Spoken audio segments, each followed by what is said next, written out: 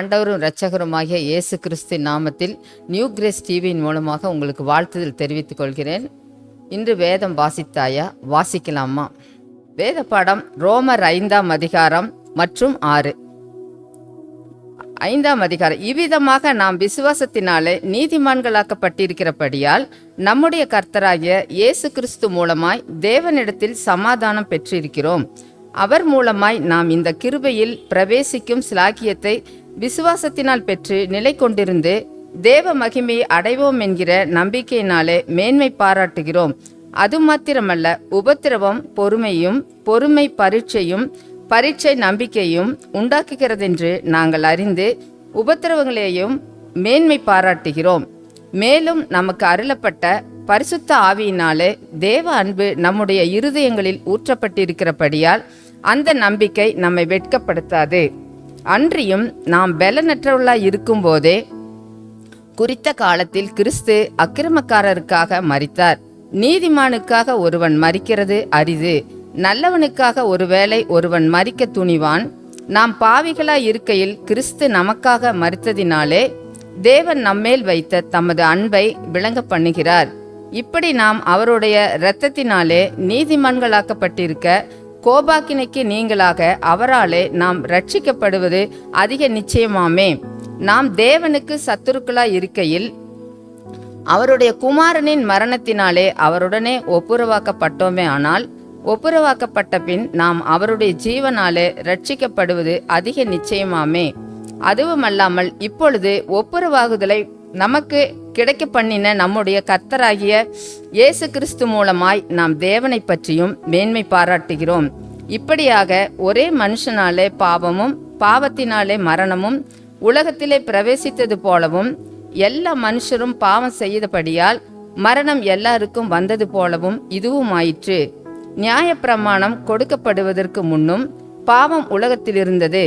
நியாயப்பிரமாணம் இல்லாதிருந்தால் பாவம் எண்ணப்பட மாட்டாது. அப்படி இருந்தும் மரணமானது ஆதாம் முதல் மோசே வரைக்கும் ஆதாமின் மீறுதலுக்கொப்பாய் பாவம் செய்யாதவர்களையும் ஆண்டு கொண்டது. அந்த ஆதாம் பின்பு வந்தவருக்கு முன்னடையாளமானவன். ஆனாலும் மீறுதலின் பலன் கிருபை வரத்தின் பலனுக்கு ஒப்பானதல்ல. எப்படியெனில் ஒருவனுடைய மீறுதலினாலே அநேகர் மரித்திருக்க தேவனுடைய கிருபையும் இயேசு கிறிஸ்து என்னும் ஒரே மனுஷனுடைய கிருபையினாலே வரும் ஈவும் அநேகர் மேல் அதிகமாய் பெருகி இருக்கிறது. மேலும் ஒருவன் பாவம் செய்ததனால் உண்டான தீர்ப்பு தேவன் அருளும் ஈவுக்கு ஒப்பானதல்ல. அந்த தீர்ப்பு ஒரே குற்றத்தின் நிமித்தம் ஆக்கினைக்கு ஏதுவாய் இருந்தது. கிருபை வரமோ அநேக குற்றங்களை நீக்கி நீதி விளங்கும் தீர்ப்புக்கு ஏதுவாய் இருக்கிறது. அல்லாமலும் ஒருவனுடைய மீறுதலினாலே அந்த ஒருவன் மூலமாய் மரணம் ஆண்டு கொண்டிருக்க கிருபையின் பரிபூரணத்தையும் நீதியாகிய ஈவின் பரிபூரணத்தையும் பெறுகிறவர்கள் இயேசு கிறிஸ்து என்னும் ஒருவராலே ஜீவனை அடைந்து ஆளுவார்கள் என்பது அதிக நிச்சயமாமே.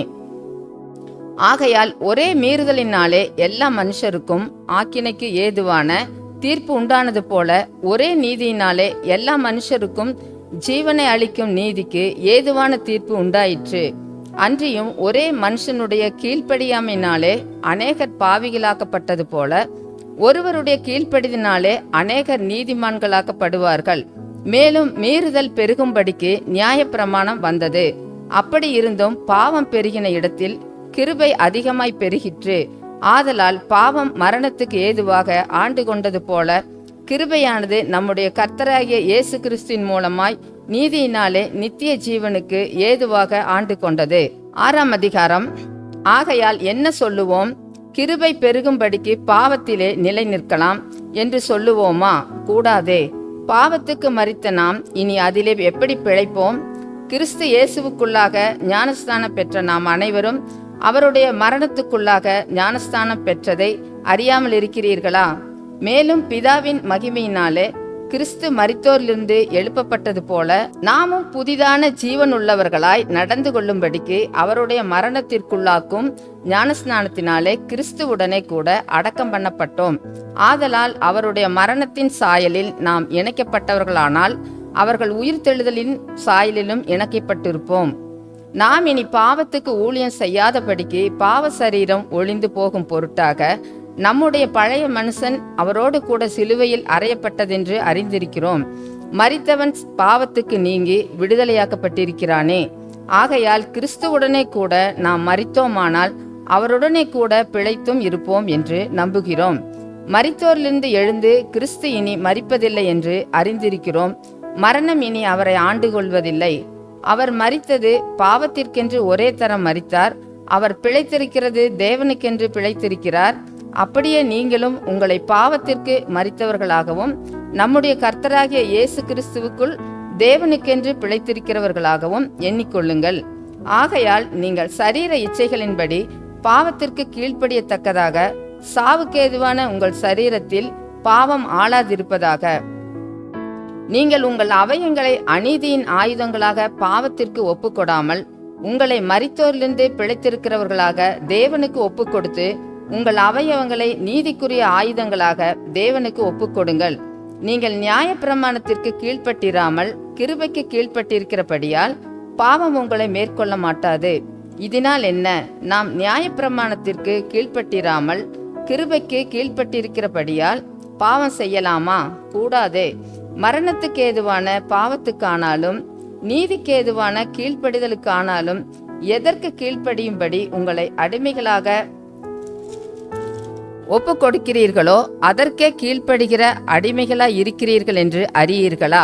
முன்னே நீங்கள் பாவத்திற்கு அடிமைகளாய் இருந்தும் இப்பொழுது உங்களுக்கு ஒப்புவிக்கப்பட்ட உபதேச சட்டத்திற்கு நீங்கள் மனப்பூர்வமாய் கீழ்ப்படிந்ததினாலே தேவனுக்கு ஸ்தோத்திரம். பாவத்தினின்று நீங்கள் விடுதலையாக்கப்பட்டு நீதிக்கு அடிமைகளானீர்கள்.